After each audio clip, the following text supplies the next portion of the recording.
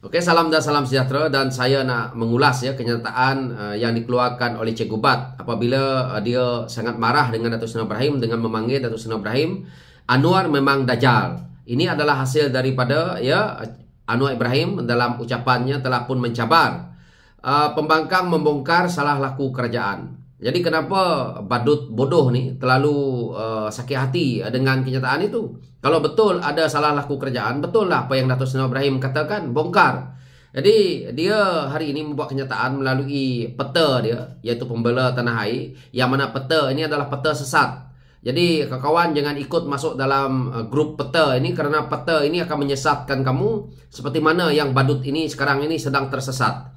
Dia ni seorang yang munafik, yang pada saya pembohong paling besar dalam negara untuk dia mencari makan dalam politik. Sekarang ini dia tidak dapat jawatan JLC, tak dapat jawatan dalam kerajaan, dan dia duduk dalam blok pembangkang dan dia sangat tersakiti. Sebab itu dia jadi gila dan meroyan sekarang ini. Dia sekarang ni sedang gila dan sedang menjual apa tu, produk cili apa saya tak tahu.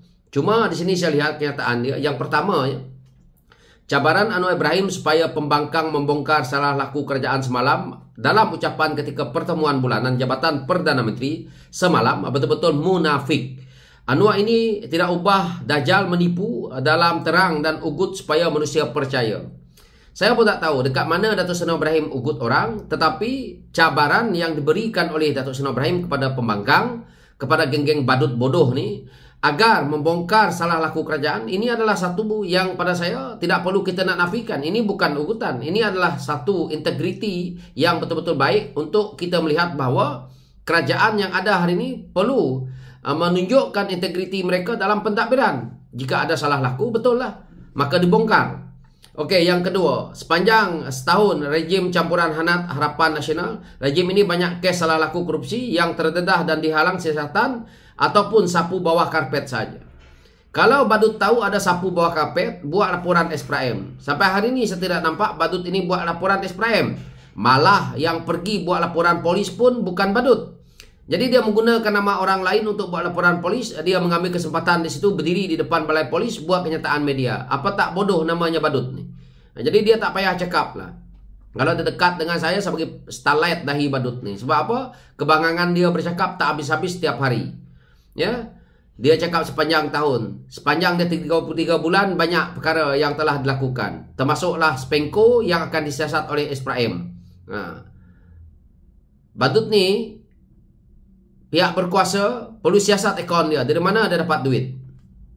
Ketiga, dia kata dari awal bila terbongkar mengenai latihan Nurul Izzah sebagai penasihat kewangan kepada Perdana Menteri, jelas ia menunjukkan nepotisme. Anwar telah pusing cerita menipu dengan cakap tak apa kerana tak bayar gaji. Isunya walaupun betul tanpa gaji, tapi bagaimana dengan klaim mewah, gaji kaki tangan, pejabat mewah dan sebagainya. Bagaimana pula Izzah gunakan kedudukannya sebagai anak Anwar di pejabat PM. Akibatnya tekanan rakyat, akhirnya anak Anwar letak jawatan di pejabat Anwar sebagai PM, dan lepas itu bekerja pula dengan jawatan mewah di pejabat Anwar sebagai Menteri Kewangan, sebagai penasihat ekonomi, sebagai Menteri Kewangan. Inilah fitnah yang dikeluarkan oleh badut ini. Dia mengeluarkan kenyataan-kenyataan statement yang pada saya jauh lari. Bila masa Nurul Izzah ni juga bekerja di pejabat Anwar dan akhirnya macam ni macam tu.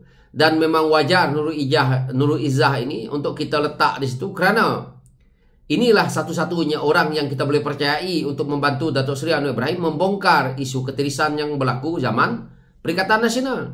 Jadi dia persoalkan Nurul Izzah ni, integriti Nurul Izzah dengan badut ni jauh lebih tinggi. Ataupun badut ni kecewa lah kerana Nurul Izzah bernikah dengan orang lain kan.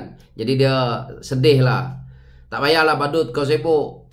Badut ni dah dibuang daripada Parti Keadilan. Jadi dia sekarang ni macam orang bangang. Dia terkejut tengok Datuk Seri Ibrahim jadi Perdana Menteri. Dia menyesal.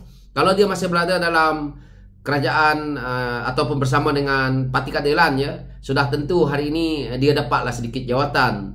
Dia dulu waktu dia duduk dekat mana? Mara. Timbalan pengurusi Mara. Dia makan gaji buta. Silap-silap dia dapat pencen. So kita cek.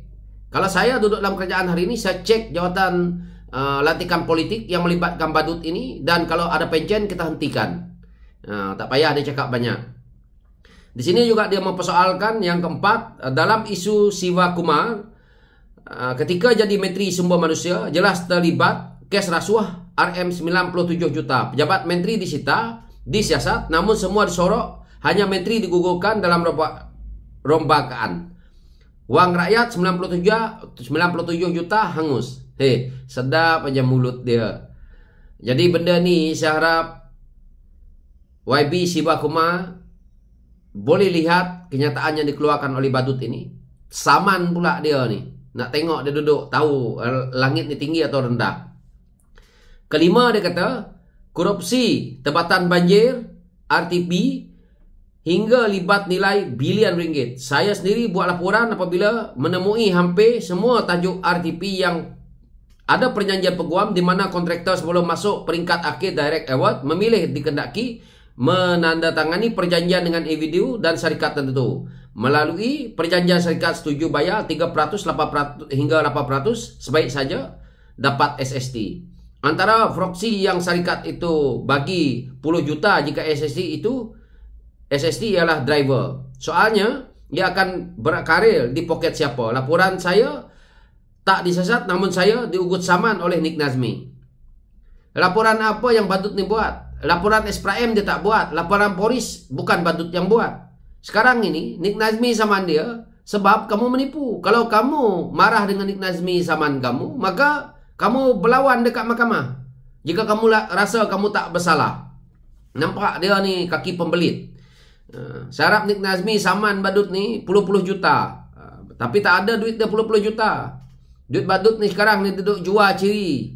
Jangan bagi ruang dekat dia. Kalau dia minta maaf pun jangan bagi. Maaf diterima tapi saman terus berjalan. Dalam pejabat kamu sendiri, wahai Anwar, berlaku korupsi, isu korupsi dana NGO, laporan polis saya dedah, banyak bukti termasuk money trail, slip account, kertas kerja palsu dan sebagainya. Polis telah sahkan semua bukti yang diserahkan pada SPRM. Saya dimaklumkan bertulis oleh polis, namun sehingga kini SPRM bisu. Dia salahkan polis, dia salahkan SPRM.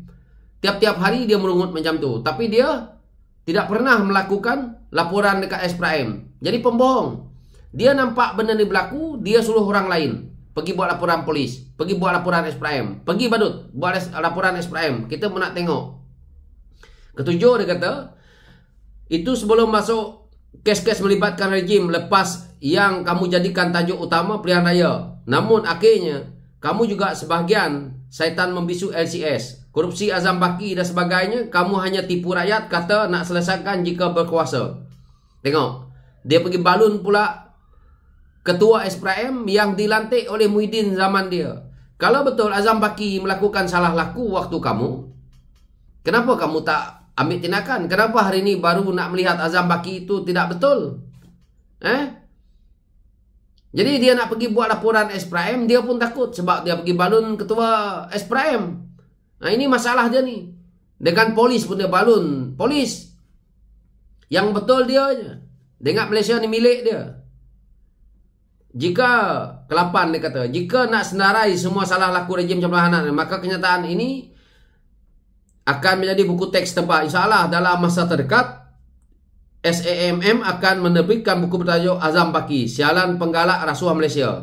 Tengok, Ketua SPRM Tan Sri Azam Baki, tengok, dia kata Tan Sri Azam Baki ni sialan penggalak rasuah Malaysia. Dan dalam itu akan ada juga komplikasi semua salah laku rejim campuran Hanan. Rejim itu merupakan kerajaan gagal ketika pelbagai subsidi ditarik, pelbagai cukai dikenakan. Namun pada tahun 2023 sahaja untung baru negara 104 bilion. Ekonomi teruk, harga barang, kos kehidupan sangat menjerut rakyat. Semua ini diparahkan dengan korupsi dan salah laku yang tak terkawal. Diambil kesempatan pula oleh Puak Utra Kiasu dan Cinavis yang menjarah dan mencabar hak bumi putera dan Islam. Mana ada orang mencabar hak bumi putera dan Islam ni? Tak payahlah badut ni nak mengarut. Sekarang ni dia nak mengarut supaya orang bersama dengan dia untuk ikut join dengan pembela tanah air peta bangang ni. Peta yang tak ada untungnya. Jadi pada saya, inilah manusia-manusia yang tak tahu ya. Duduk dalam negara ada sendiri berterima kasih. atas apa yang berlaku.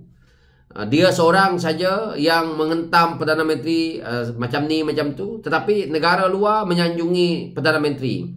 Inilah pada saya satu orang anak Melayu yang khianat, yang tidak berguna untuk negara. Kalau saya jadi Perdana Menteri, saya Menteri KDN, saya dah lama letak dia ni dekat satu pulau dan dikelilingi oleh jerung dan buaya. Biar dia tidak berani keluar dekat situ, biar dia mati kebuluh dekat dalam tu, dalam pulau. Sebab manusia ini tak berguna. Satu badut seorang macam ni menyusahkan seluruh rakyat Malaysia buat apa? Saya nak tanya orang yang duduk dalam SAMM dia tu dulu dan peta ni, nanti akan terlibat lah. Mana dia nak dapat duit? Sekarang ni dia mencari duit dengan menubuhkan NGO dan sebagainya. Duit, bukan duit dia. Badut ni tak ada duit. Dia gunakan mulut dia yang pembohong ini untuk menipu orang dan akhirnya dia buat-buat NGO ni untuk mencari dana. Tak kira daripada mana. Siapa bagi duit dekat dia, maka itulah orang yang dia sanjung. Ini perangai dia. Perut dia tu penuh dengan duit-duit yang macam ni. Itu ulasan saya dengan badut ni. Sekian, terima kasih.